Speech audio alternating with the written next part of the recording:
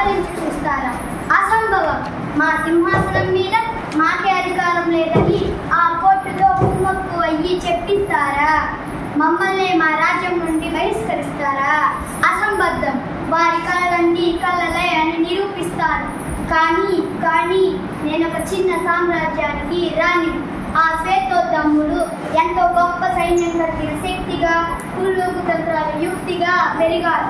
వారి తోటి రాజులంతా సాహో సాహో అంటూ అడుగులకు మడుగులు ఒత్తుతుంటే నా ఒక్కదానికి ఎందుకు ఈ కంచిగాడిద సేవ? ఈ పోరులో నేను గెలవగలనా? ఛీ ఛీ, ఏమిటి ఉదాసీనత? ఈ మట్టిలో విజయము వీరస్వర్గము అన్న ఉడుకు రక్తమే కానీ ఆ పలాయి రాజుకు శిరస్సు వచ్చే స్వభావమే లేదు.